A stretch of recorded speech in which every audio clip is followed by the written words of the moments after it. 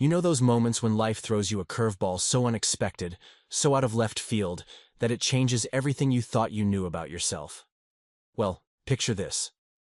I'm knee-deep in pool chemicals on a scorching Thursday afternoon, just trying to balance the pH levels in what looked like a backyard oasis, when this stunning woman in her 50s walks out of her house and says the words that would turn my entire summer upside down. I haven't worn a bikini since I turned 45. Until today. And let me tell you, what happened next wasn't just about pool maintenance anymore.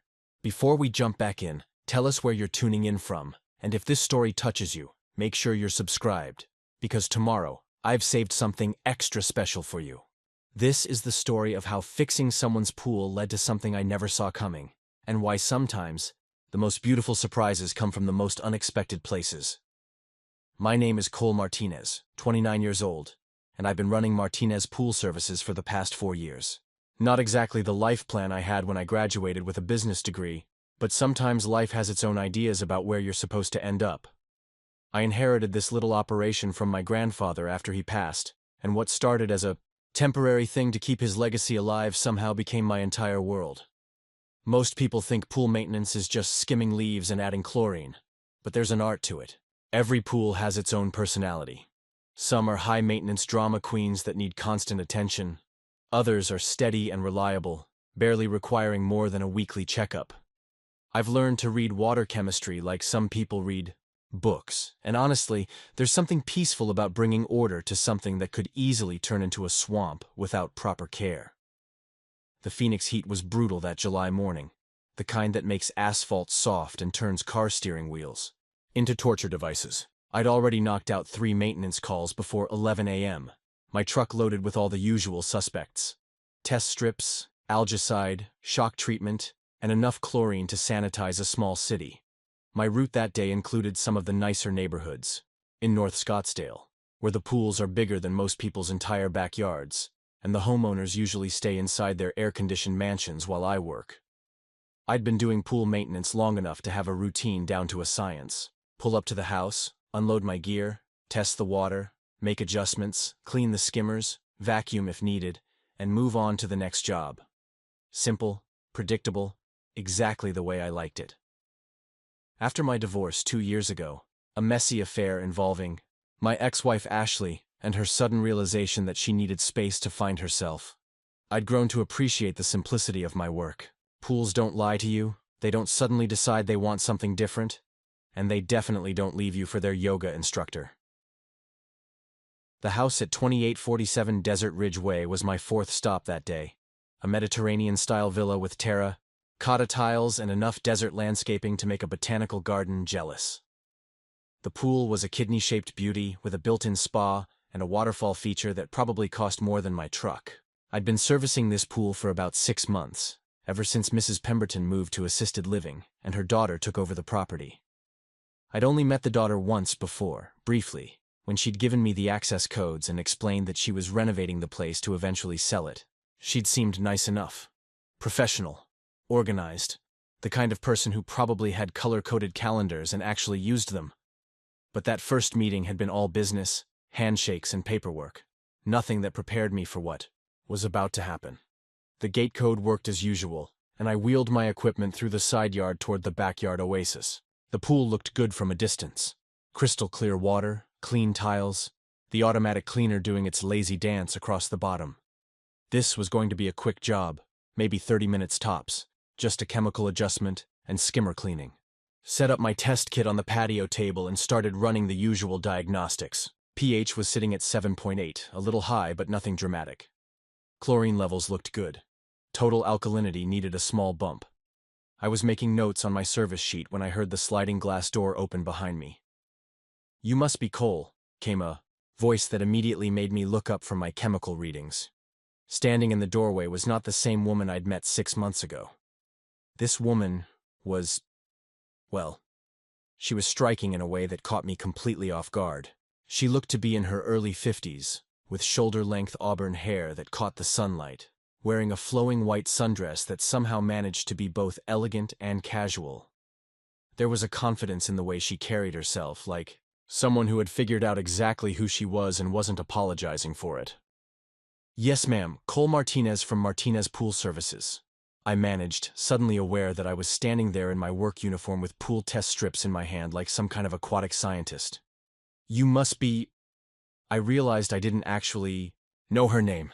Demi, she said, stepping onto the patio with a smile that seemed genuinely warm. Demi Harrison. I know we met briefly when I first hired your company, but that feels like a lifetime ago. I could have sworn the woman I'd met before was named Sharon or Susan, something with an S. But looking at Demi now, I wondered if I'd been completely distracted that first day and just missed everything important. It wouldn't have been the first time.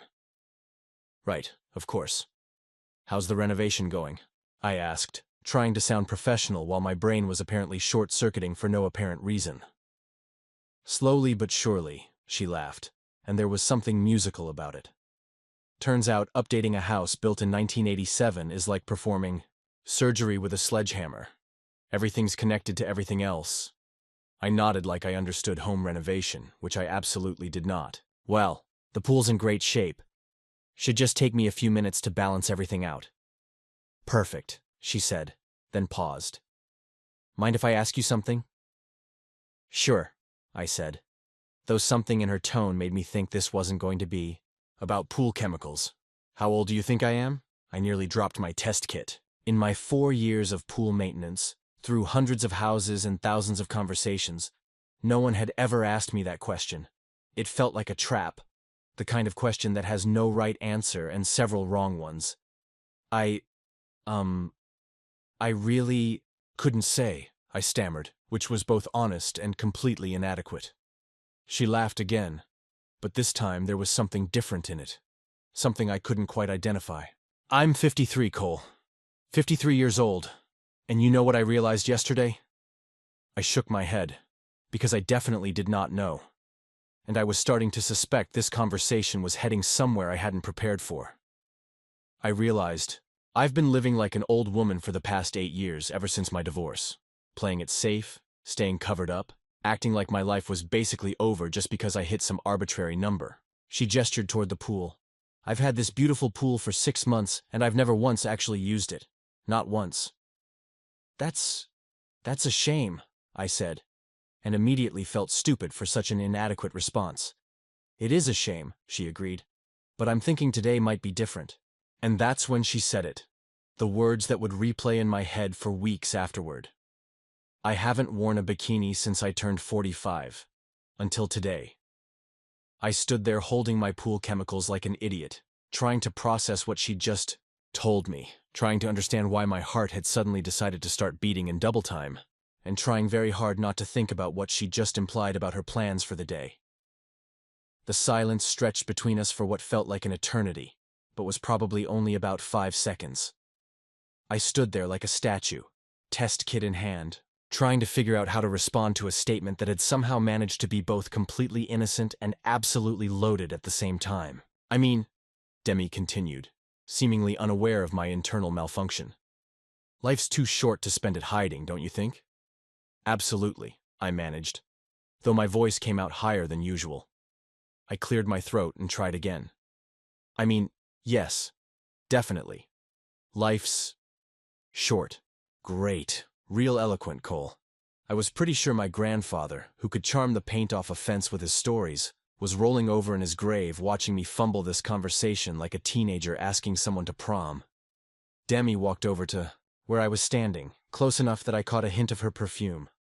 Something light and citrusy that somehow made the desert air smell like a Mediterranean breeze. She picked up one of my test strips and examined it like it held the secrets of the universe. So what exactly are you testing for? She asked, and I was grateful for the return to safe professional territory. pH levels, chlorine, total alkalinity, calcium hardness, I explained, falling back into my comfort zone. It's all about balance. Too much of one thing, not enough of another, and you end up with problems. Green water, skin irritation, equipment damage. Balance, she repeated thoughtfully. Seems like everything worthwhile requires balance, doesn't it? There was something in the way she said it that made me look at her more carefully. Preparing and narrating this story took us a lot of time, so if you are enjoying it, subscribe to our channel. It means a lot to us. Now back to the story. Her confidence was real, but underneath it, I could sense something else. Uncertainty, maybe. Or perhaps determination to push past uncertainty. You know, she said, setting the test strip back down, I bought this house specifically because of this pool. I drove past it for 2 years when it was on the market, always slowing down to look at the backyard through the fence gaps. When it finally came back on the market after Mrs. Pemberton moved out, I didn't even negotiate. I just bought it. It's a beautiful pool, I said, and I meant it, one of the nicest on my route. And I've been too afraid to enjoy it, she continued. Isn't that ridiculous? I'm a grown woman, I own the house, I pay for the maintenance, and I've been treating it like a museum exhibit instead of something meant to be used. I was starting to understand that this wasn't really about the pool at all, but I wasn't sure what it was actually about, or what my role was supposed to be in whatever realization she was having. What changed? I asked, surprising myself with my boldness. Demi looked at me with something like approval. Yesterday, I was at the grocery store, and I ran into my ex-husband's new wife. She's 28, Cole. 28, with perfect skin and perfect teeth, and this energy like the whole world is waiting for her to discover it. She paused, looking out at the pool, and instead of feeling jealous or bitter, I just felt tired. Tired of acting like my life peaked at 40, and everything since then has been some kind of slow decline. I didn't know what to say to that, so I just listened. She was nice, actually. Friendly. Genuine. And you know what she said to me? She said, David. That's my ex. She said David talks about me all the time. About how adventurous I used to be. How I would try anything once. How I never let fear stop me from doing what I wanted to do. Demi's voice grew stronger. Used to be, Cole. Past tense. People change, I offered. Though I wasn't sure if that was helpful or not. Yes, they do. But the question is whether they change because they grow or because they give up. She turned to face me fully. I've been giving up piece by piece for 8 years. Giving up on dating because it felt too complicated. Giving up on travel because it seemed too expensive. Giving up on this pool because I convinced myself I was too old to look good in a bathing suit. The conversation was getting more personal than any I'd had with a customer. But I found myself genuinely interested in what she had to say. There was something brave about her honesty. Something that made me want to understand what had brought her to this moment. So what's the plan? I asked. The plan, she said with a grin that transformed her entire face, is to stop planning and start living. Starting today, starting with this pool, starting with that bikini I bought 3 months ago and hung in my closet with the tag still on. I felt heat rise in my cheeks that had nothing to do with the Phoenix sun. That sounds like a good plan, I said, hoping my voice sounded normal. The only problem, she continued, is that I've been psyching myself out about it all morning. I put the bikini on, looked in the mirror, took it off, put on shorts and a t-shirt, then got mad at myself for chickening out. I've been pacing around my house for 2 hours trying to work up the courage to just walk outside. And now I'm here, I said, understanding dawning. And now you're here, she confirmed. Which is either perfect timing or terrible timing, depending on how you look at it.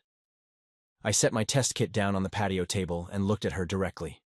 Demi, I've been cleaning pools for 4 years.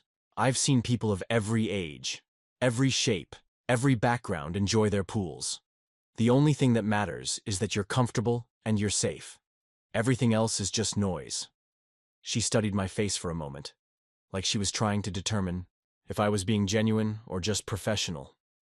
You really believe that? I really do.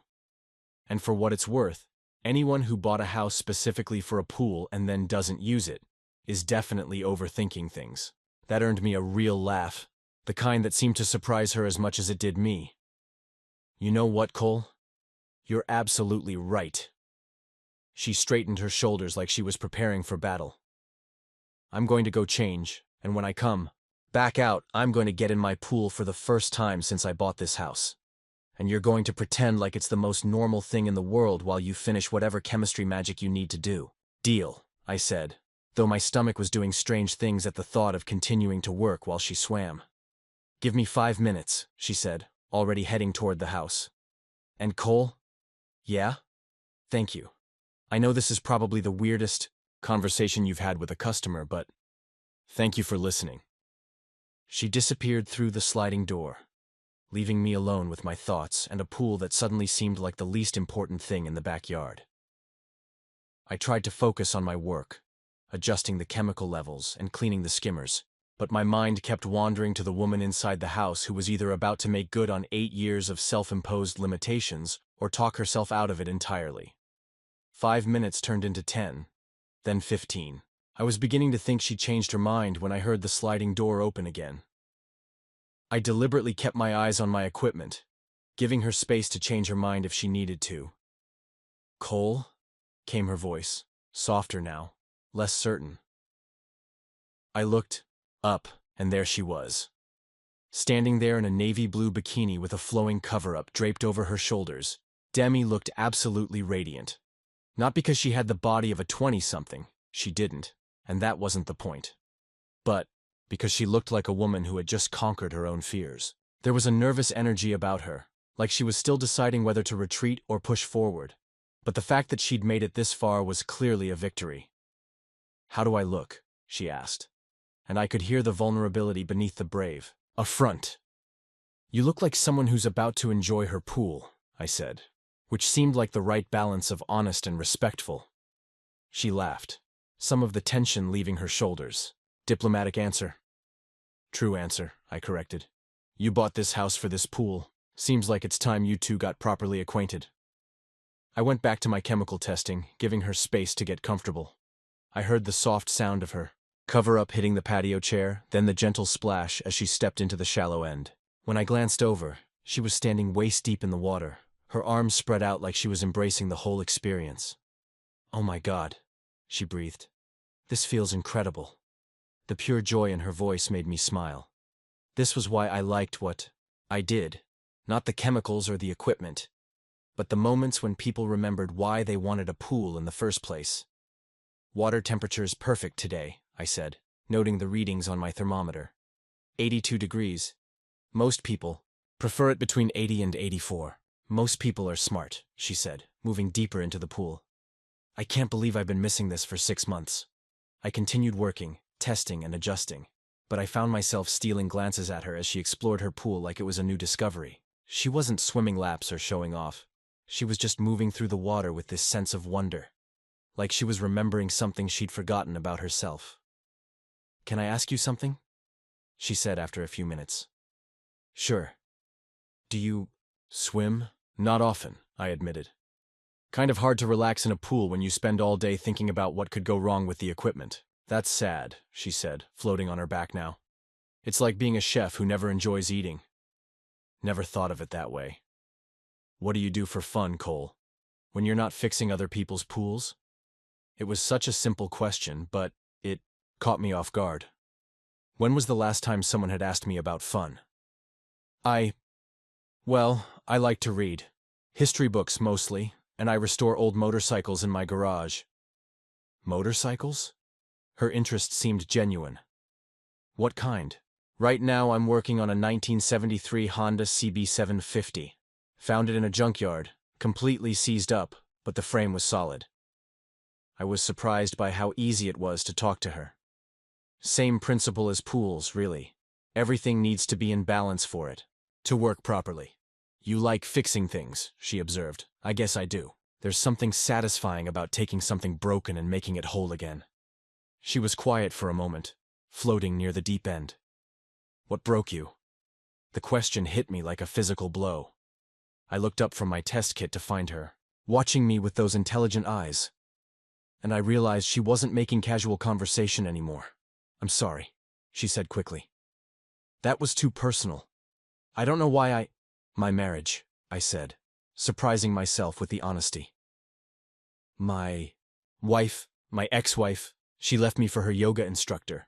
Guy named Angus with man buns and opinions about everything. Turned out she'd been seeing him for 8 months before she finally worked up the courage to tell me she was finding herself and needed space to explore her authentic truth. "Ouch," Demi said softly. The worst part wasn't even the cheating. It was realizing that I'd been so focused on building a life that I'd forgotten to actually live one. I was working 60-hour weeks, trying to grow the business, trying to be the successful husband. And meanwhile, my wife was at yoga class falling.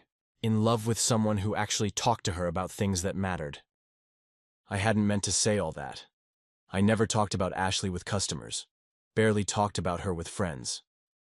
But something about Demi, about the way she'd just shared her own fears, made it feel safe. "How long ago?" she asked. 2 years. Divorce was final 18 months ago. "And you've been fixing pools and motorcycles ever since?" "Pretty much. Simple life. Predictable." I gestured toward the pool equipment. "Everything has a clear purpose, clear solutions. Not like people." "People are messier," she agreed. "Much. Messier." She swam over to the shallow end where she could stand and still maintain eye contact. "Can I tell you something?" I nodded. "I think you're wrong about people being different from pools and motorcycles. I think people need balance too, and sometimes they need someone who knows how to diagnose what's wrong and isn't afraid to do the work to fix it. People aren't machines. Demi. No, but they can get just as corroded if they're not properly maintained, and sometimes they need someone who cares enough to really look at what's going on beneath the surface." I was quiet, processing what she'd said. There was truth in it that made me uncomfortable. "Why pool maintenance?" she asked, changing the subject slightly. "Of all the things you could have done with a business degree." "My grandfather," I said. "He started this company in 1987. Taught me everything I know about water chemistry, about customer service, about showing up when you say you will, and doing the job right the first time. When he died, I couldn't stand the thought of selling it to some corporate chain that would just treat people like account numbers. He'd be proud of you." "I hope so. Some days I wonder if I'm honoring his memory or just hiding from my own life." "Maybe both," she said gently. "Maybe that's okay for now." I finished adjusting the chemical levels and started packing up my testing equipment. The pool was perfectly balanced now, crystal clear and ready for whatever came next. "Cole?" Demi said as I coiled up my hoses. "Yeah? Thank you. Not just for the pool service, but for this. For listening. For not making me feel silly about the bikini thing. For treating me like a person instead of just another customer. Thank you for trusting me with it," I said. "And for what it's worth, you were right to buy this house. This pool suits you." She smiled, and for a moment we just looked at each other across the sparkling water. There was something happening here, something neither of us had planned for, and I could see in her eyes that she felt it too. "Will I see you next week?" she asked. "Same time, same day," I confirmed. "Unless you need anything before then." "I might," she said with a playful smile. "I have 8 years of pool enjoyment to catch up on. I might need some expert advice on proper pool etiquette." I laughed. "I think you've got it figured out." As I wheeled my equipment back toward the side gate, I could hear her still moving through the water behind me. For the first time in months, I found myself looking forward to next Thursday. What I didn't know was that next Thursday would bring complications I couldn't have imagined, and that this simple pool maintenance job was about to become the most complicated thing in my life. But in that moment, walking back to my truck with the sound of Demi's laughter echoing from the backyard, everything felt perfect. Sometimes the most dangerous moments are the ones that feel exactly right. The week between visits felt longer than usual. I found myself thinking about Demi at odd moments, while mixing chemicals for other pools, while working on the Honda in my garage, even while grocery shopping. It wasn't just attraction, though that was definitely part of it. It was the way she'd looked at life like it was something to be reclaimed rather than endured. That kind of courage was rare, and I respected it. When Thursday rolled around again, I arrived at 2847 Desert Ridge Way with an unusual flutter of nerves. I told myself it was just another service call, but the truth was I'd spent an extra few minutes that morning making sure my uniform was clean and I didn't smell like motor oil and chlorine. The gate code worked as always, but when I wheeled my equipment into the backyard, I found Demi already in the pool. She was doing slow laps, her stroke efficient and graceful, like someone who'd grown up around water. She saw me and swam over to the shallow end. "You're early," she said, pushing wet hair back from her face. "You're swimming," I replied, stating the obvious but somehow unable to think of anything more clever. "Every day since last Thursday," she said with obvious pride. "Turns out I remembered how much I love it." Muscle memory is a wonderful thing. I started setting up my equipment, trying to maintain some professional boundaries, even though the sight of her in the water made that challenging. Today, she wore a different suit, a deep green one-piece that looked both practical and elegant. "Were you a swimmer before?" I asked, testing the water temperature. "High school and college," she said, floating on her back now. "I was actually pretty good. Made it to state championships my senior year. Got a partial scholarship to Arizona State." "That's impressive. What happened?" "Life happened. I met David my sophomore year, fell hard and fast, and suddenly swimming felt like something from my past rather than my future. He wasn't athletic, didn't really understand the commitment it required, so I gradually gave it up to spend more time with him." There was something wistful in her voice, not bitter exactly, but tinged with regret. "Do you miss it? The competitive side?" "I miss the feeling of being good at something.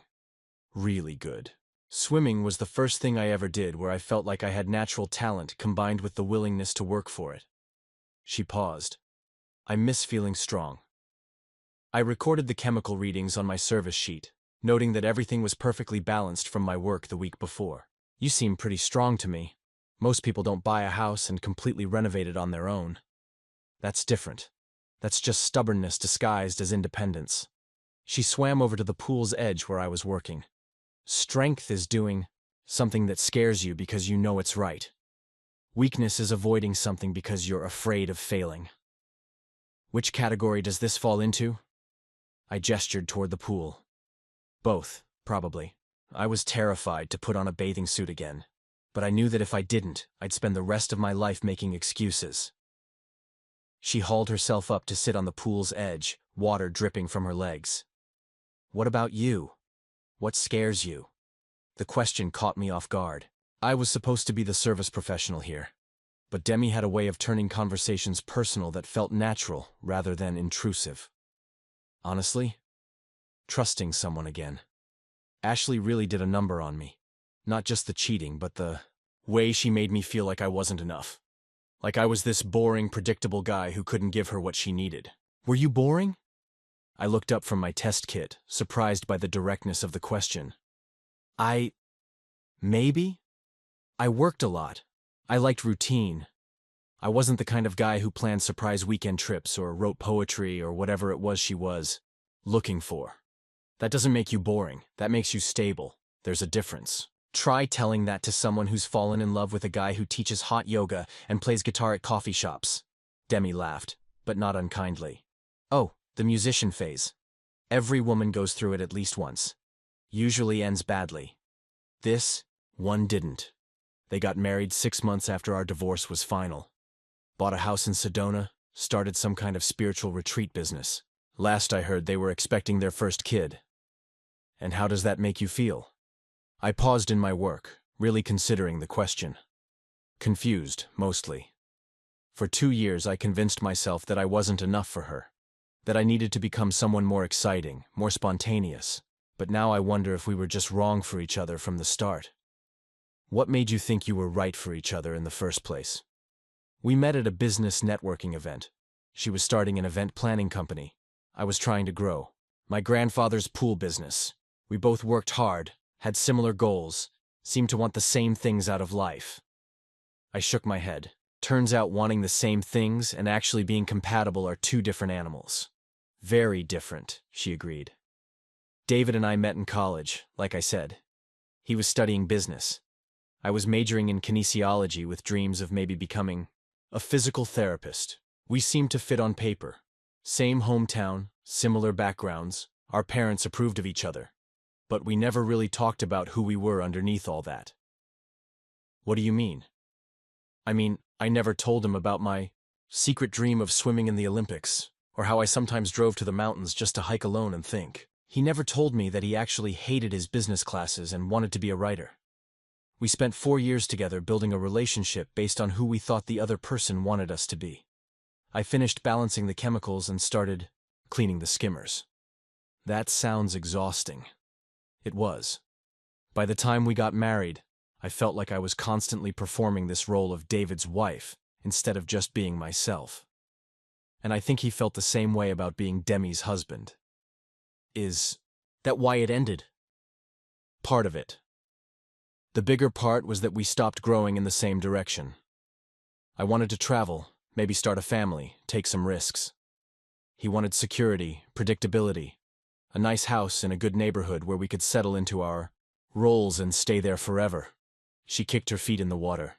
Neither approach is wrong, but they're not compatible. Do you regret it? The marriage, I mean. I regret the time we wasted trying to be people we weren't. But I don't regret learning what I actually need in a relationship. She looked at me directly. What about you? What did you learn from Ashley? Thought about it while I vacuumed leaves from the pool bottom. I learned that I'm not as boring as she made me feel, but I am definitely set in my ways.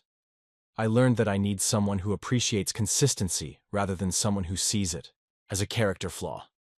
And I learned that I'd rather be alone than spend my life trying to convince someone to love the real me. Those are good lessons. Expensive lessons. The best ones usually are. We worked in comfortable silence for a while, me cleaning, her swimming gentle laps. There was something peaceful about the rhythm of it. Something that felt surprisingly natural. Cole?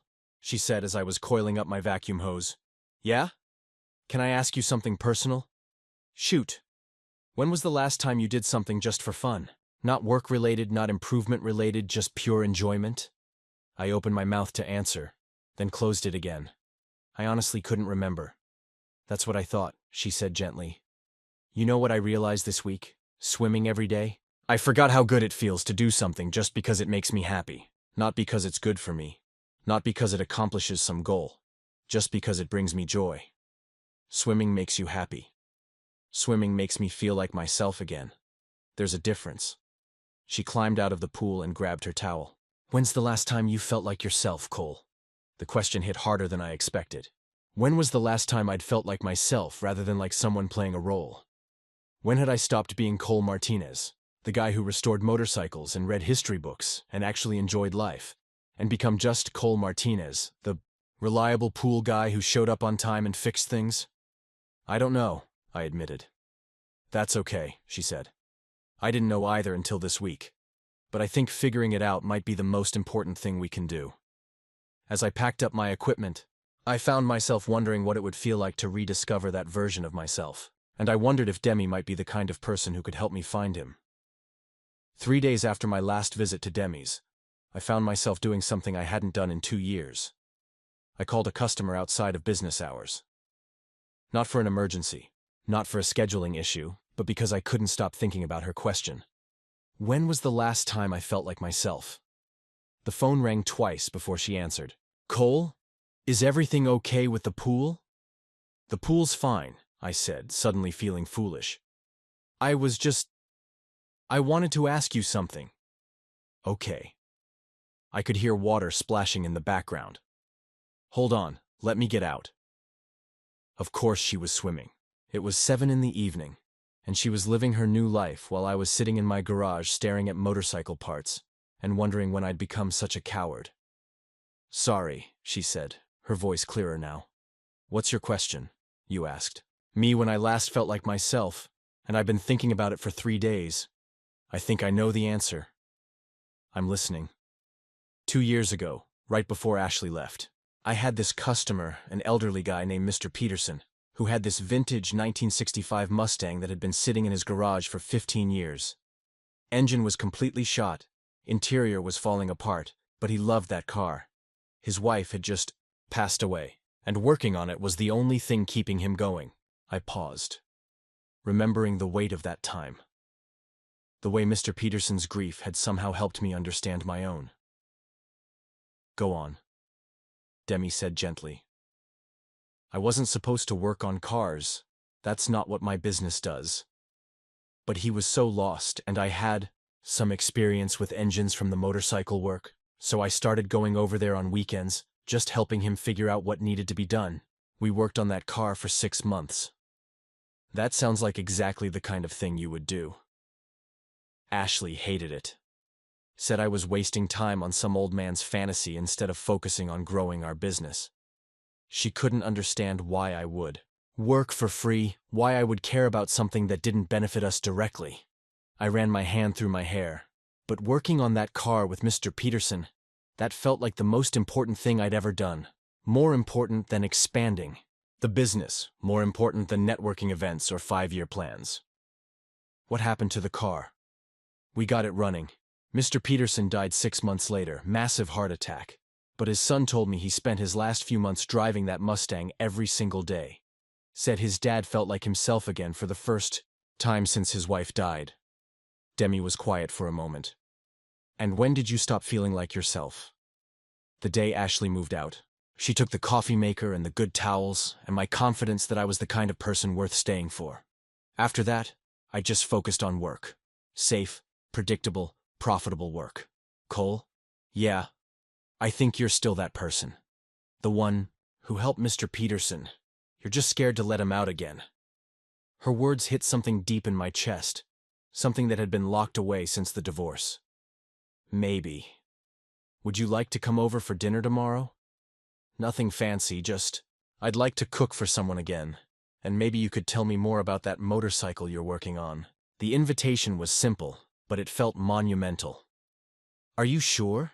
I mean, I'm just your pool guy. No, Cole. You're not just anything. Her voice was firm. You're the person who listened when I needed to be heard, who made me feel normal about wanting to reclaim my own life. You're the person who spent 6 months helping a grieving man rebuild his car just because it mattered to him. Pool maintenance is what you do. It's not who you are. I found myself saying yes before I'd fully processed the invitation. The next evening, I stood on Demi's front porch holding a bottle of wine and fighting the urge to run back to my truck. I hadn't been on anything resembling a date since Ashley, and I wasn't even sure this qualified as one. But when Demi opened the door wearing a sundress and a genuine smile, my nerves settled into something more manageable. You brought wine, she said, taking the bottle. Good choice. I may have gotten a little ambitious with dinner. The house smelled incredible. Garlic, herbs, something rich and warming. She led me to the kitchen where she had pasta sauce simmering and bread warming in the oven. Can I help with anything? I asked. Just keep me company. And tell me about this mysterious motorcycle. So I did. I told her about finding the CB750 in a junkyard, about the satisfaction of bringing dead metal back to life, about the way a perfectly tuned engine sounded like music. She listened with genuine interest, asking questions that showed she was really paying attention. You light up when you talk about it, she observed, stirring the sauce. It's like watching someone remember they have superpowers. It's just a hobby. No, it's not. It's passion. There's a difference. She turned to face me. You know what I realized today during my swim? I haven't felt passionate about anything in years. Not really passionate, where you lose track of time and forget to eat and can't wait to get back to it. What about the house renovation? That's necessary, not passionate. I'm good at it, but it doesn't make my heart race. She paused. Swimming again does, though. For the first time in 8 years, I wake up excited about something. We ate dinner on her back patio as the sun set over the pool. The conversation flowed as easily as it had during our previous encounters. But there was something different now, more intimate, more intentional. Cole, she said as we finished the main course. Can I tell you something that might sound crazy? Everything about this situation sounds a little crazy, I said. In the best possible way. I think meeting you was exactly what I needed, exactly when I needed it. Not just because you're kind or because you listen, but because you remind me that it's possible to be both careful and brave at the same time. Careful and brave? You take care of things, pools, motorcycles, grieving old men. But you also take risks for the right reasons. That's a rare combination. I reached across the table and touched her hand. It was the first time I'd initiated any kind of physical contact, and the warmth of her skin sent electricity up my arm. Demi, I said. I think you're giving me credit for being braver than I actually am. Maybe, she said, not pulling her hand away. Or maybe you just need someone to remind you who you really are. As we sat there in the growing darkness, her hand in mine and the pool reflecting the first stars, I felt something I hadn't experienced in 2 years. Hope. Not just for tonight, but for the possibility that life could surprise me again. That I could be surprised by myself again. What I didn't know was that the very next day, everything would change. I was in the middle of a routine service call at the Morrison house when my phone rang. Kurt Morrison, a corporate lawyer with 3 kids and an infinity pool that required weekly attention, was standing on his patio going over his quarterly budget spreadsheet while I worked. "Cole Martinez," I answered, balancing the phone between my ear and shoulder as I tested chlorine levels. "Is this Martinez Pool Services?" The voice was crisp, professional, unfamiliar. "Yes, this is Cole. How can I help you?" "This is Clayton. Reed from Reed Property Management. We represent several high-end properties in North Scottsdale, and we're looking to consolidate our pool maintenance contracts with a single vendor." I paused my testing. This was exactly the kind of call I'd been hoping for, a chance to grow the business, to honor my grandfather's legacy by expanding what he'd built. "I'd be very interested in discussing that with you, Mr. Reed. What kind of properties are we talking about?" "Luxury homes, mostly in the 2 to 5 million range. About 15 properties total. Weekly service, some with complex water features and automation systems. The current vendor is unreliable. 15 properties would nearly double my business overnight." I tried to keep the excitement out of my voice. "When would you like to meet? How about tomorrow morning, say 10 o'clock? I'm actually at one of the properties now doing an inspection. 2847 Desert Ridge Way. Do you know it?" My stomach dropped. Yes, I know that address." "Perfect. We can kill 2 birds with 1 stone. I'll see you there tomorrow." The line went dead before I could respond. I stared at my phone, trying to process what had just happened. Clayton Reed was going to be at Demi's house tomorrow morning, talking about taking over her pool maintenance, which meant either Demi was planning to fire me, or she had no idea this was happening. I finished the Morrison job in a daze, my mind racing through possibilities. Had I misread our dinner last night? Had I come on too strong? Or was this just a coincidence? Maybe Demi had hired a property management company to handle the sale of the house. That evening, I called Demi. She answered on the first ring, sounding happy to hear from me. "Cole, I was just thinking about you. I wanted to thank you again for last night. I haven't felt that relaxed in years." "Demi, I need to ask you something. Did you hire a property management company to handle your house?" There was a pause. "No. Why would I do that? I'm nowhere near ready to sell yet. Someone named Clayton Reed from Reed Property Management called me today. He wants to meet tomorrow morning to discuss taking over pool maintenance for several properties, including yours." The silence on the other end of the line stretched long enough that I wondered if the call had dropped. "Demi? I'm here. I'm just processing." Her voice had changed, become tighter. "Clayton Reed is my ex-husband's business partner. They own a property development company together." "Your ex-husband?" "David. We've been divorced for 8 years, but they still work together. Clayton handles the property management side of their business." She was quiet for another moment. "Cole, I need to tell you something about this house." My chest tightened. "What about it?" "David co-signed the mortgage. It was the only way I could qualify for a loan this size right after the divorce. I've been making all the payments myself, but technically his name is still on the deed. And that matters because 6 months ago, David started pressuring me to sell. He says the market is hot and we should cash out. I've been refusing, but if he really wants to force the issue..." She trailed off. "Can he do that? Force you to sell?" "Probably. If he takes me to court, claims I can't afford the payments, demonstrates that the property isn't being properly maintained." Another pause. "Cole, have you ever felt like your past was a predator that never stops hunting you?" I thought about Ashley, about how seeing her with Angus at the grocery store last month had sent me into a funk for a week. "Yeah, I have. I thought I was free. I thought 8 years was long enough to build a life that belonged only to me. But if David is making moves on the house..." "Maybe it's not about the house," I said. "Maybe it's about me." "What do you mean?" "Think about it. You start swimming again, start feeling good about yourself, start spending time with someone, And suddenly your ex-husband's business partner wants to take over your pool maintenance? You think David knows about us, but how would he? She stopped. Oh. Oh no. What?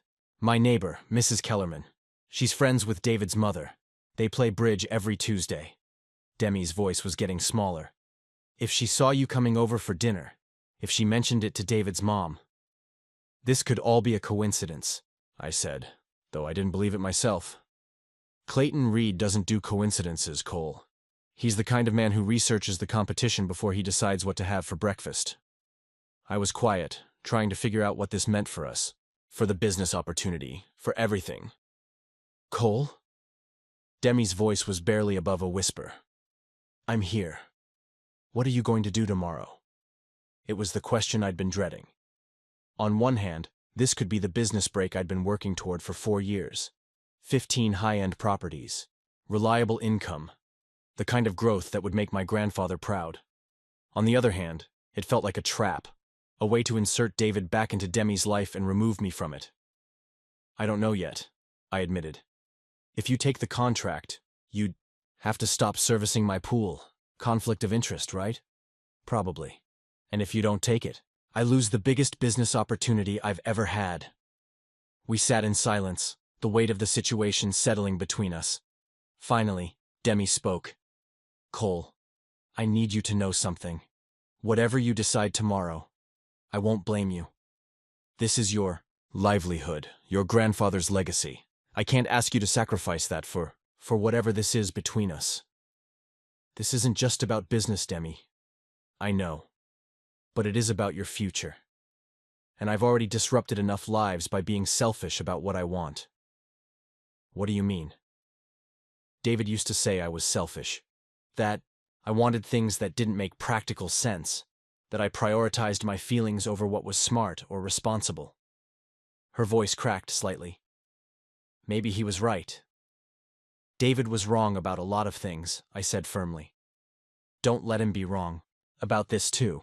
After we hung up, I sat in my garage staring at the Honda CB750, trying to figure out what the right choice was.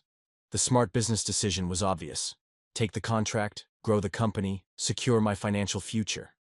But every time I imagined not seeing Demi again, not being part of her journey back to herself, something in my chest felt like it was tearing. I thought about Mr. Peterson and his Mustang, about the difference between doing what made sense and doing what mattered. I thought about my grandfather, who'd built his business on relationships rather than just transactions. And I thought about Demi, floating in her pool for the first time in 8 years, brave enough to reclaim her own life even when it scared her. By morning, I still didn't know what I was going to say to Clayton Reed. But I knew that whatever happened, I wasn't going to let fear make the decision for me. Some choices define who you are. I was about to find out what kind of man I really was. I arrived at Demi's house 15 minutes early, hoping to talk to her before Clayton Reed showed up. But as I pulled into the driveway, I saw a silver BMW already parked there. Not Clayton's car, but one I didn't recognize. Through the front window, I could see Demi sitting on her couch, across from a man in an expensive suit. David. My stomach clenched as I watched them through the glass. Even from this distance, I could see the tension in Demi's posture, the way she held herself like she was protecting something fragile. The man, tall, graying at the temples, gesturing with the confidence of someone who was used to getting his way, had to be her ex-husband. I sat in my truck for a moment, unsure what to do. This felt like a private conversation, but Clayton would be here in 10 minutes, and I had no idea what kind of situation I was walking into. My phone buzzed. A text from Demi. David showed up unannounced. Can you wait a few minutes? I texted. Back? Of course. Are you okay? No. That single word made my decision for me. I got out of my truck and walked to the front door, not to interrupt, but to be close enough to help if she needed it. Through the window, I could hear raised voices. 8 years, Demi. 8 years of you making payments on a house you can't really afford, just to prove some point about independence. I can afford it just fine, David. I've never missed a payment. Barely. And for what? So you can rattle around in this place by yourself, pretending you're 25 again? What's that supposed to mean? Come on. The swimming, He paused, and I saw him gesture toward the backyard. The pool boy situation. You're having some kind of midlife crisis, and it's affecting your judgment. I felt heat rise in my chest. Pool boy situation. Cole is a friend, Demi said, her voice tight with controlled anger. Cole is a maintenance worker half your age who's taking advantage of a lonely woman. Do you have any idea how this looks? I don't care how it looks. Well, you should. Because when we go to court to force the sale of this house, guess what the judge is going to think about your lifestyle choices? The silence that followed was deafening. I could see Demi's shoulders shake slightly, and I had to force myself not to burst through the door. You wouldn't, she whispered. I don't want to. But Demi, look at yourself. You're 53 years old, divorced, no steady career, making questionable decisions about men. The court will see someone who's unstable, who can't properly maintain a property of this value. I maintain it perfectly. I pay for professional pool service from your boyfriend? Come on. He's not my… Demi stopped herself. David, why are you doing this? We've been divorced for 8 years. You remarried. You moved on. Why can't you let me move on too? There was a long pause. When David spoke again, his voice was different. Softer, but somehow more manipulative. Because I still care about you. I know you think I'm the villain here, but I watched you give up everything you cared about during our marriage. Your swimming, your dreams, your sense of adventure. And now you're doing it again, just in reverse. You're so desperate to prove. You're still young and desirable that you're making reckless choices. Reckless choices like being happy? Reckless choices like swimming laps every day in a backyard pool like some teenager trying to relive her glory days. Reckless choices like getting involved with a man who probably sees dollar signs when he looks at this house. I couldn't listen anymore. I knocked on the door. 3 firm raps that announced my presence without being aggressive. The voices inside stopped immediately. After a moment, Demi opened the door. Her eyes were red, but her chin was raised defiantly. Cole, she said, her voice carefully controlled. You're early. I wanted to make sure everything was ready before the other meeting, I said, looking past her to David, who had stood up and was studying me with obvious disdain. You must be the pool boy, David said, not bothering to hide his contempt. Pool. Maintenance professional, I corrected. Cole Martinez, Martinez Pool Services. Right. Well, I was just explaining to Demi that her current arrangement isn't going to work much longer. David was just leaving, Demi said firmly. Actually, I think I'll stick around for this meeting with Clayton. As co-owner of the property, I have a right to be involved in decisions about maintenance contracts. The smile he gave me was cold and calculating. This wasn't a coincidence. David and Clayton had planned this together. Demi, I said, ignoring David completely. Can I talk to you privately for a minute? She nodded and stepped outside, closing the door behind her. We walked to the side of the house, out of David's sight. How long has he been here? I asked. About 20 minutes. He showed up right after I texted you. Said he needed to discuss property issues. But Cole, he knows about us. He knows about dinner the other night. He knows you've been coming here outside of work hours. How? Mrs. Kellerman. Just like we thought. She told David's mother, who told David, who apparently hired a private investigator to document my erratic behavior. Her voice cracked on the last words. Demi, listen to me. Nothing about your behavior is erratic. You're swimming in your own pool. You're renovating your own house. You're living your own life. That's not erratic. That's normal. But what if he's right? What if I am just some pathetic, middle-aged woman trying to recapture her youth? I took her hands in mine. Do you remember what you told me about feeling like yourself again? She nodded. That's not pathetic. That's brave. And if David can't see the difference, that says everything about why your marriage didn't work. A car pulled into the driveway. A black Escalade with tinted windows. Clayton Reed had arrived.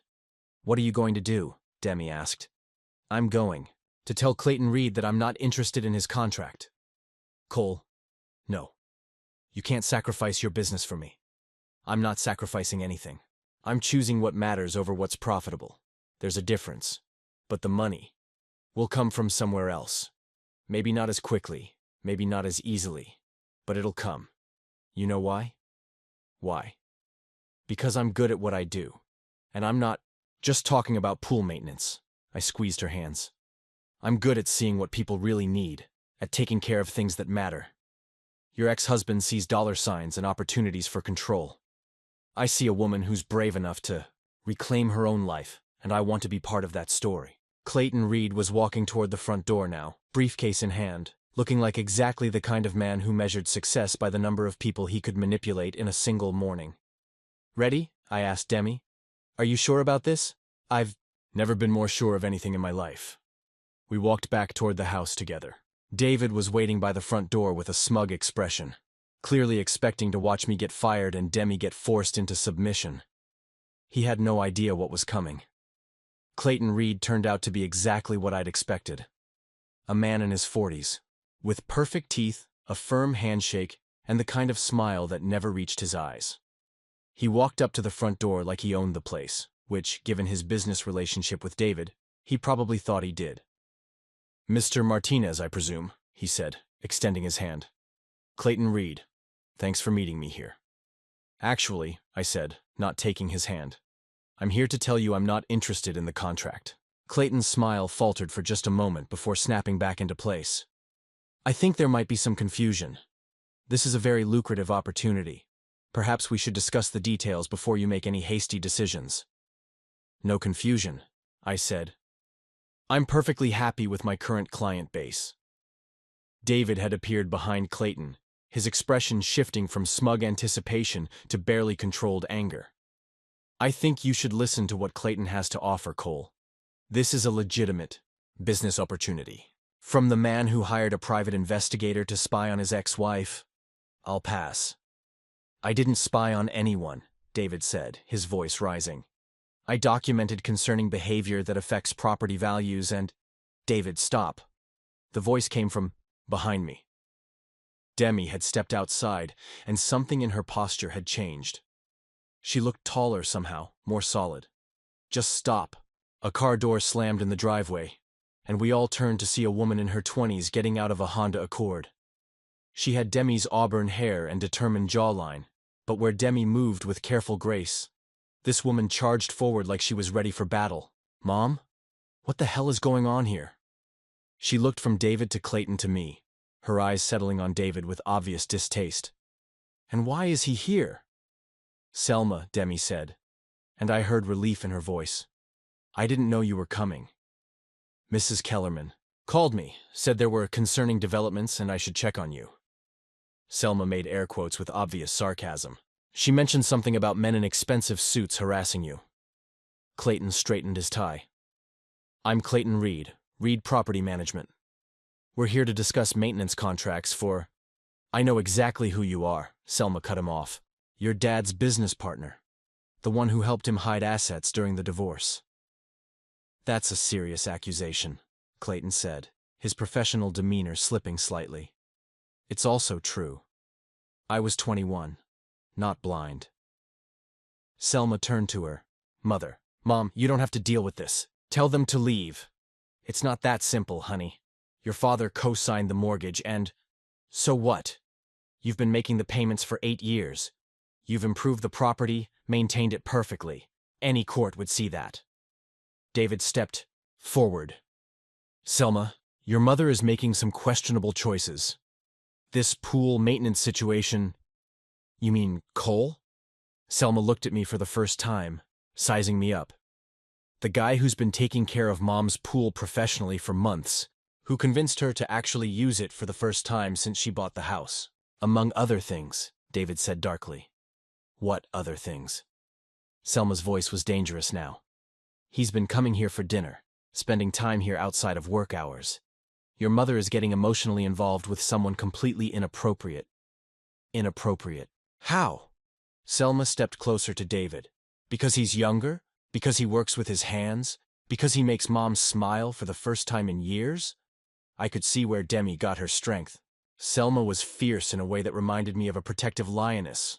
Because he's taking advantage of a vulnerable woman, David said. The only person I see taking advantage of Mom is you. Selma turned to Clayton. And you, showing up here with contracts and threats, trying to force her out of her own home. Now wait just a minute. Clayton began. No, you wait. Selma pulled out her phone. I'm an attorney, Mr. Reed. Corporate law. But I know enough about real estate to understand what you're trying to do here. And I know enough about harassment to recognize it when I see it. The silence that followed was thick with tension. David's face was red. Clayton looked like he was reassessing the situation, and Demi was staring at her daughter with obvious pride. Selma, Demi said quietly, you don't have to fight my battles for me. I'm not fighting your battles, Mom. I'm backing you up while you fight your own. Selma looked directly at David. Which is something you never did when you were married to her. That's not fair. Fair? Selma's voice cracked with emotion. You want to talk about fair? Fair would have been supporting Mom's swimming career instead of making her give it up. Fair would have been encouraging her dreams instead of convincing her they were impractical. Fair would have been working on your marriage instead of having an affair with your secretary. Selma, David's voice was warning now. Oh, did you think I didn't know about that? I was in college, Dad. Not on another planet. I knew about Michelle long before Mom found out. The revelation hit like a physical blow. I looked at Demi, who had gone very still. You knew? Demi whispered. I suspected, Selma said gently. I wanted to tell you, but I was young and scared, and I thought maybe it would just go away. I'm sorry, Mom. I should have said something. David looked cornered now, his manipulation tactics crumbling in the face of his daughter's fierce honesty. That was a long time ago. We're talking about the present situation. We are talking about the present, Selma said. The present where my mother has finally found the courage to live her own life. Where she's swimming again and renovating her house and, maybe, just maybe, falling for a good man who treats her with respect. She looked at me directly for the first time.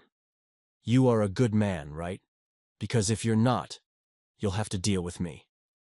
I'm trying to be, I said, and I care about your mother very much. Good.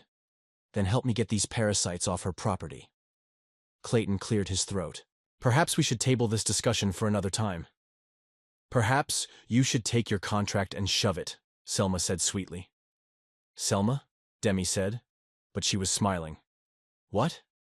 I'm being professional. I didn't use the word I really wanted to. Use. David tried one last manipulation. Demi, you're letting your emotions cloud your judgment. This house is too much for you to handle alone. She's not alone, I said firmly. And she's perfectly capable of handling anything she sets her mind to, which is something you should have learned in 20 years of marriage.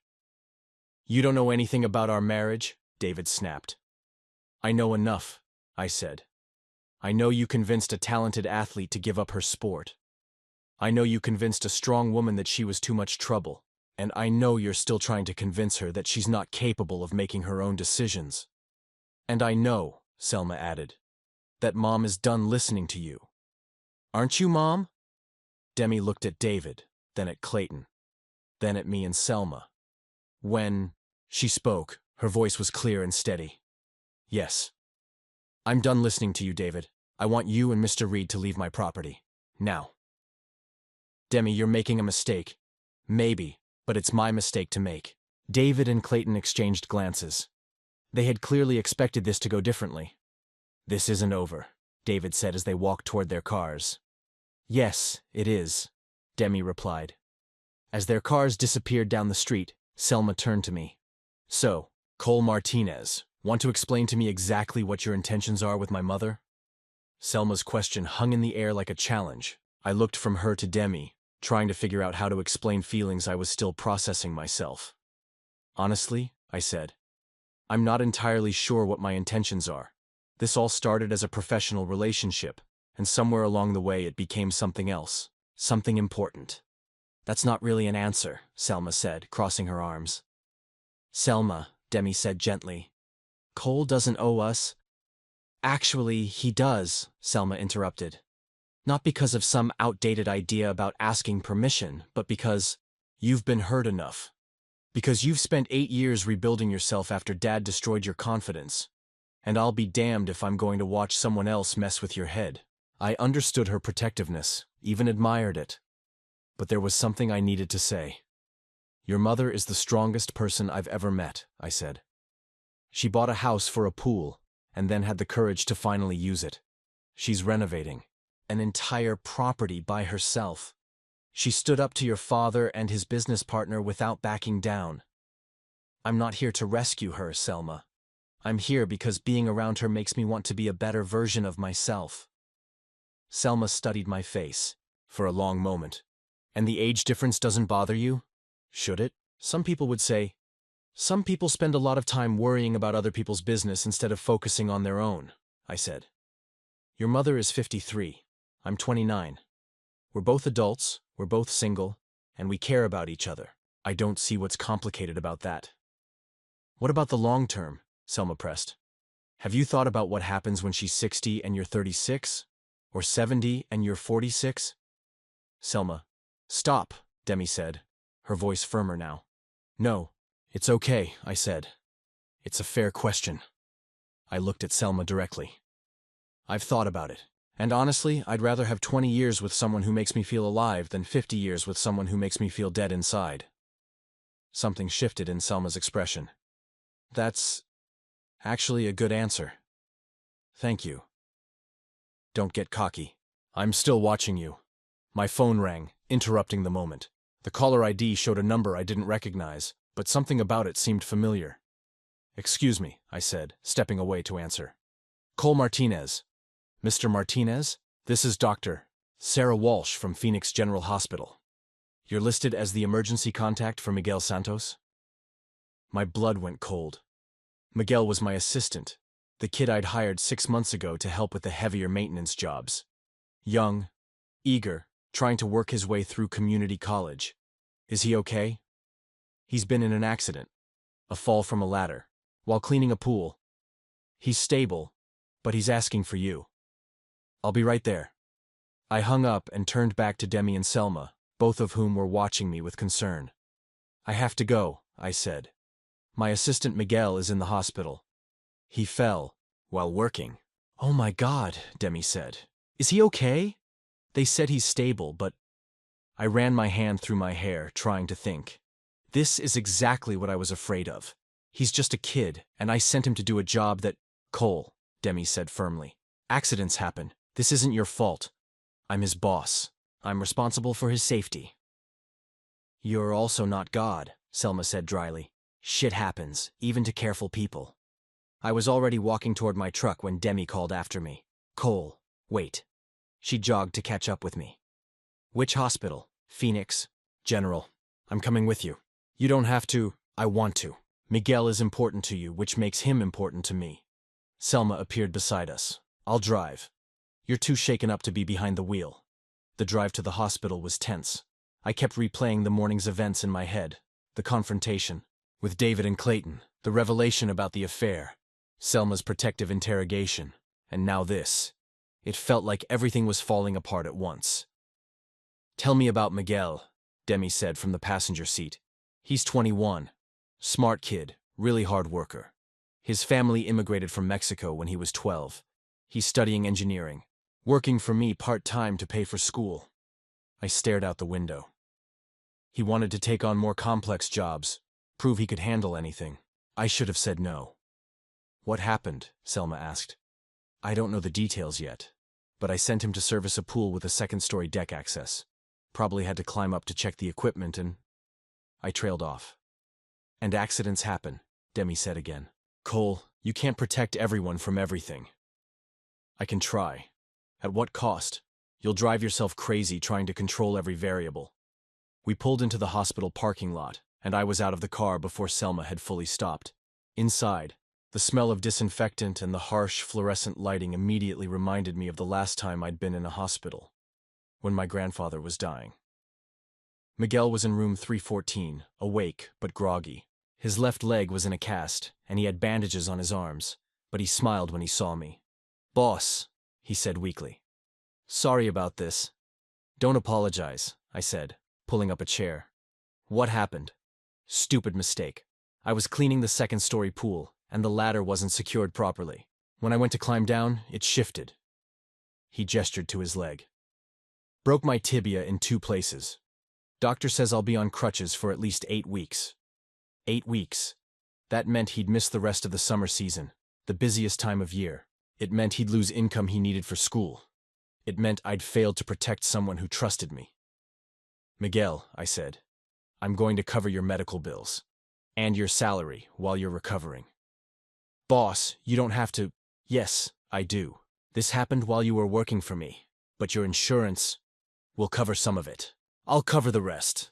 Demi squeezed my shoulder from behind. I hadn't even noticed her enter the room. Miguel, she said, I'm Demi. I've heard a lot about you. The pool lady, Miguel said with a weak grin.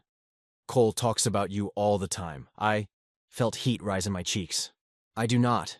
You do, Miguel said. Every day this week. Demi said this, Demi thinks that. He looked at her. He likes you. I like him too, Demi said simply. A nurse appeared in the doorway. I'm sorry, but visiting hours are ending soon. We should go, I said, standing up. Miguel, I'll check on you tomorrow. And don't worry about work. Just focus on healing. Boss? Miguel called as we reached the door. Yeah? That lady of yours? She's good for you. Don't mess it up. As we walked back to the parking lot, I felt the weight of the day settling on my shoulders. The confrontation with David, the decision to turn down the Reed contract, Miguel's accident. It all felt like too much. Cole, Demi said softly. Are you okay? I don't know, I admitted. I feel like I'm failing at everything that matters. You're not failing, she said. You're living. There's a difference, is there? Because right now it feels like everything I touch turns into a disaster. Selma, who had been unusually quiet, suddenly stopped walking. Oh shit, she said, staring at her phone. What? Demi asked. Mom, we have a problem. A big one. What kind of problem? Demi asked, her voice tight with worry. Selma held up her phone, showing us a news article headline. Local businessman David Harrison claims ex-wife's erratic behavior threatens property values. My stomach dropped. He went to the press? It gets worse, Selma said, scrolling down. He's claiming you're an unlicensed contractor doing unpermitted work on the house. Says Mom's relationship with inappropriate service personnel is evidence of declining mental capacity. Demi went pale. Oh God. My neighbors, my friends. Everyone's going to see this. More than that, Selma said grimly. He's filed for emergency court intervention to force the sale of the house.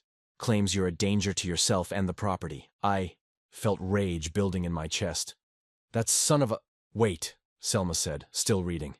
There's more. He's alleging that you've been paying for personal services beyond pool maintenance. He's trying to make it sound like… Like what? Demi whispered. Like you're paying Cole for more than just pool cleaning. The implication hit like a slap. David wasn't just attacking Demi's judgment. He was trying to destroy her reputation entirely. That's slander, I said. We can sue him for… We can try, Selma said. But the damage might already be done. In a conservative community like North Scottsdale, this kind of accusation. Demi sank onto a nearby bench. He's going to win, isn't he? He's going to take my house, destroy my reputation, and make me look like some pathetic woman who lost her mind at 50.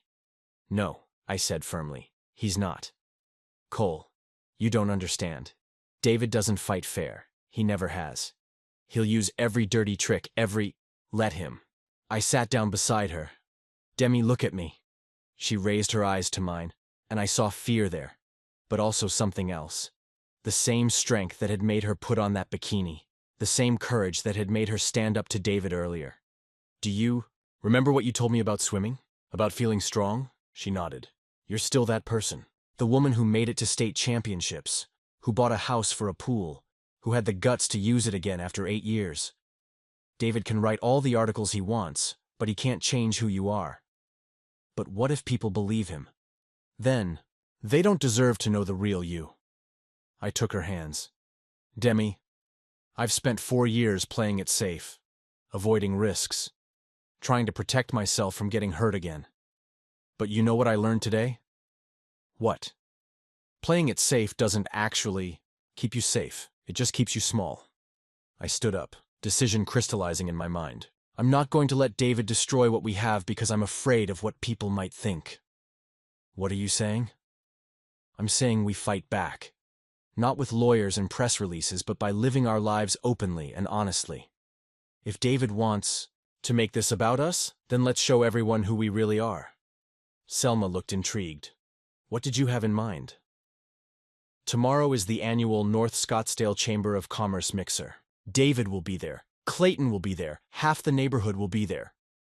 I looked at Demi. Come with me, as my date. Let's show them that we're not hiding, we're not ashamed, and we're sure as hell not going to be intimidated. Cole, that's crazy. The gossip alone will be worse if we hide. Trust me. I squeezed her hands. Besides, I want people to meet the real Demi Harrison.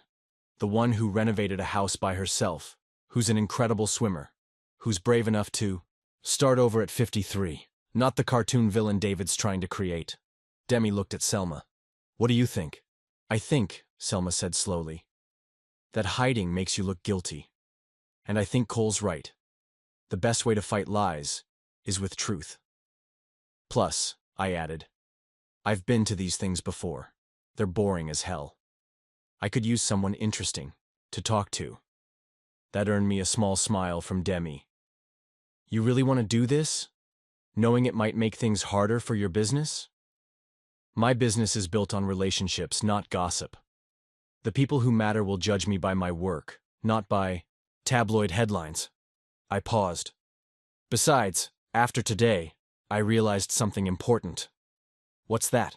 I'd rather fail at something that matters than succeed at something that doesn't. Demi was quiet for a long moment, and I could see her working through the decision. Finally, she looked up at me with that same determination I'd seen when she'd put on her bikini. Okay, she said, let's do it. Really? Really. But I'm wearing my best dress, and you're wearing a suit. If we're going to scandalize the neighborhood, we might as well look good doing it. I laughed, feeling lighter than I had all day. Deal. As we walked back toward the hospital parking lot, Selma fell into step beside me.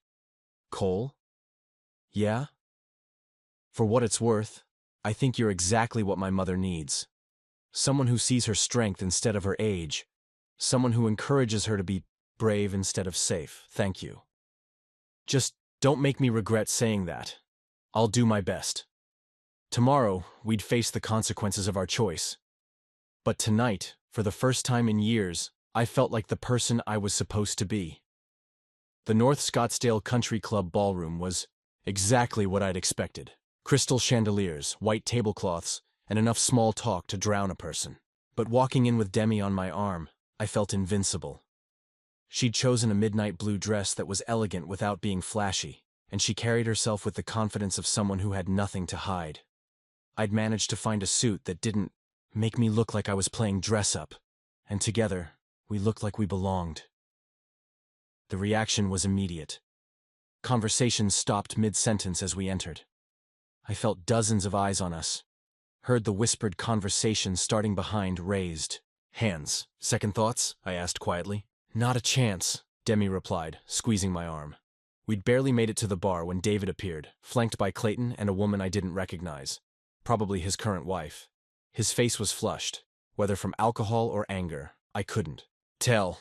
Well, he said loudly enough for nearby tables to hear. Look who decided to make their relationship public. Hello, David, Demi said calmly. You look well. I look concerned. This is exactly the kind of poor judgment I was talking about in my interview. Your interview was full of lies, I said, keeping my voice level. But then again, that seems to be your specialty. David's face darkened. I don't know what kind of game you're playing, pool boy, but his name is Cole, came a voice from behind us. I turned to see Mrs. Kellerman, Demi's neighbor, approaching with what looked like half the room following her. Cole Martinez, and he runs one of the most respected pool services in the valley. I blinked, surprised. This was the woman who'd supposedly been reporting to David's mother. Mrs. Kellerman, David began. Oh, hush, she said dismissively. David, I've known you since you were 16 years old, and you were a selfish little boy then too. What you've done to Demi is disgraceful. I'm trying to protect her. From happiness? From finally living her life? Mrs. Kellerman turned to the crowd that had gathered. This young man has been nothing but professional and kind. He convinced Demi to start swimming again, helped her with her renovations, and treated her with more respect in 3 months than David did in 20 years of marriage. A murmur went through the crowd. David looked stunned. Furthermore, Mrs. Kellerman continued, that article was a pack of lies. I never said anything about concerning behavior. I said Demi looked happier than I'd seen her in years.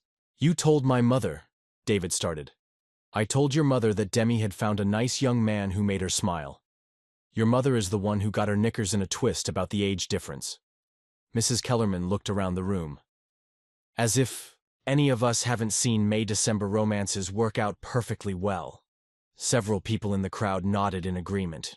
I noticed Mr. Morrison from my client list giving me a thumbs up. But the legal filing, Clayton interjected. We'll be thrown out, said a new voice. I turned to see Selma pushing through the crowd, looking fierce in a black power suit. Turns out filing false legal documents is frowned upon by the state bar association. She held up a folder. I've been busy today. Talked to 3 of Dad's former employees who confirmed he's been planning this for months. Also got sworn statements from 2 neighbors who witnessed Dad's private investigator trespassing on Mom's property. David's face had gone pale. Selma, you don't understand the whole situation. I understand that you can't stand to see Mom happy.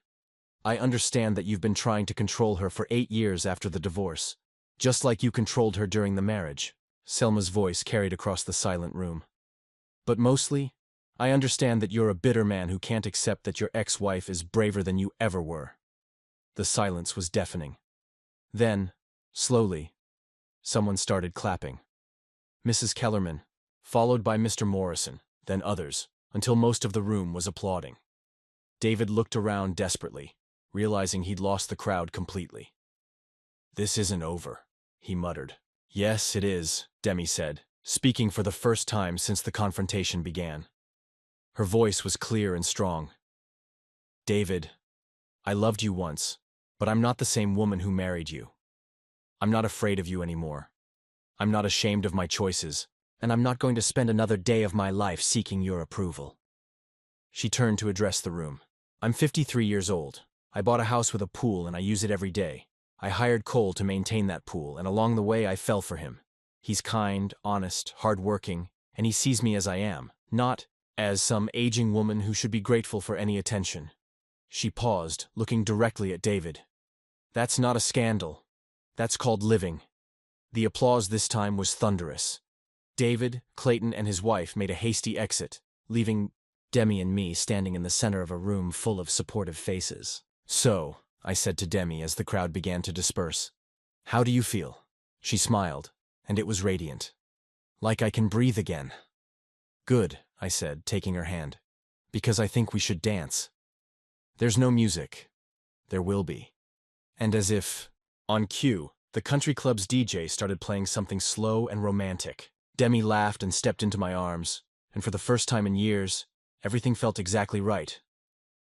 6 months later, I was back in Demi's backyard, but this time I wasn't there for maintenance. The pool was crystal clear, perfectly balanced, and full of people celebrating. Selma was doing laps with her boyfriend Kurt, while Miguel, fully recovered and back to work, was teaching Mrs. Kellerman's grandson how to dive. You know, Demi said, floating over to where I sat on the pool's edge, I never imagined my pool parties would include my lawyer daughter, my pool maintenance boyfriend, and half the neighborhood. Boyfriend? I raised an eyebrow. Is that what we're calling it? She grinned. Would you prefer the love of my life? I'd prefer fiancé, I said, reaching into my pocket. The look on her face when I pulled out the ring was worth every moment of uncertainty we'd been through. It wasn't a massive diamond. I was still a pool guy after all. But it was beautiful, and it was real. Cole Martinez, she said, treading water with tears in her eyes. Are you proposing to me in my own pool? Seemed appropriate. This is where everything started. I slipped into the water beside her. Where you taught me that sometimes the best things happen when you stop playing it safe. Yes, she said before I could even ask the question properly. Yes? Yes, I'll marry you. Yes, I love you. Yes, I want to spend whatever time we have left making each other brave. As I slipped the ring onto her finger, Miguel started cheering. From the shallow end. Soon everyone was applauding, and Mrs. Kellerman was demanding someone take pictures. "So," I said as we kissed in the middle of the chaos. "Any regrets about that bikini decision?" Demi laughed, the sound echoing across the water and bouncing off the walls of the house she'd bought for this pool. The house she'd fought to keep. The house that had become our beginning. "Not a single one," she said. "Best decision I ever made." "Second. Best," I corrected. "What was the best? Saying yes to me." She kissed me again, and somewhere in the background, I could hear Selma telling Miguel the whole story of how we met. About the bikini, about David's schemes, about the Chamber of Commerce mixer that had changed everything. It was a good story, but the best part was that it was just the beginning. Because sometimes, when you're brave enough to dive in, you discover that the water's perfect. Up next, you've got 2 more standout stories right on your screen. If this one hit the mark, you won't want to pass these up. Just click and check them out. And don't forget to subscribe and turn on the notification bell so you don't miss any upload from us.